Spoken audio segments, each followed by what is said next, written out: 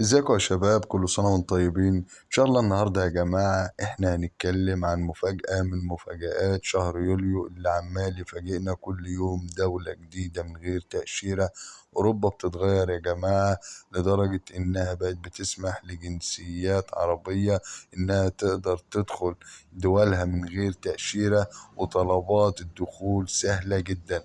بس قبل ما ندخل يا جماعة في التفاصيل وتفاصيل البلد اللي فتحت من غير تأشيرة ديت، اللي أول مرة يشوفنا وحابب يكون معانا في قلب القناة ويشوف كل حاجة جديد وكل معلومة جديدة، يا ريت ما ينساش الاشتراك ويفعل الجرس عشان يوصلوا معانا كل جديد.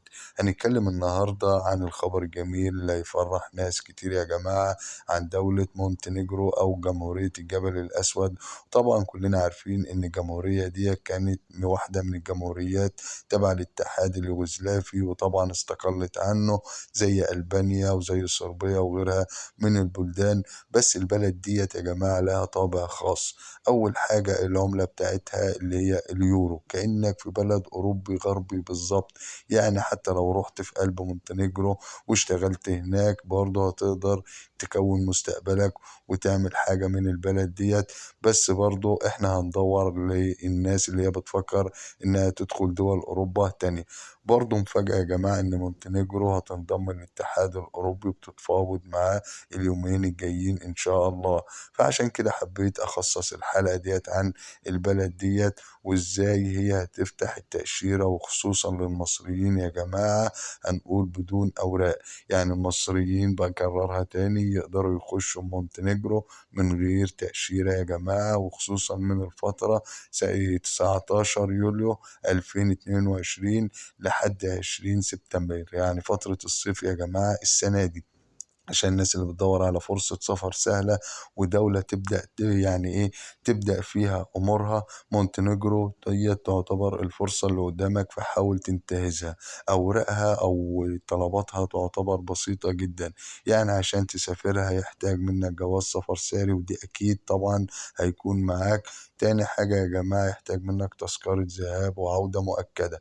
تذكرة ذهاب وعودة مؤكدة ودي طبعا انت برضو هتحجزهم وانت مش قلقان من حاجة. حجز فندق مؤكد ودوت اتكلمنا عليه برضو يا جماعة، من خلال أي موقع بيحجز تذاكر أو أي موقع بيحجز فنادق زي موقع بوكينج دوت كوم. وبرضه هيحتاج منك الدعوة ديت من أي شركة سياحية، وأنا بسيب لكم يا جماعة كل حاجة في قلب صندوق الوصف تحت، عشان الناس ما تبدأش تلف وتدور وتبدأ يعني مثلا شركات تانية تبدأ تضحك عليه وفي نفس الوقت وتضيع عليه فلوسه.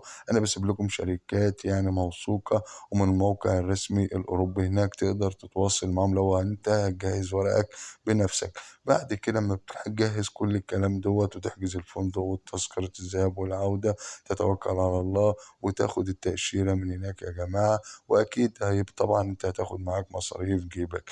انت هتدخل عادي جمهورية الجبل الاسود او مونتينيجرو يا جماعة، وتقضي فترة السياحة هناك. نصيحة بقى يا جماعة من أخ، مثلا لو انت دخلت البلد ديت ولقيت البلد ديت مناسبة لك، انتهزها وانتهز الفرصة وابدأ دور على عقد عمل فيها هناك. هتبدأ تسمح لك البلد ديت، لأن المستقبل في البلد دي يا جماعة جاي.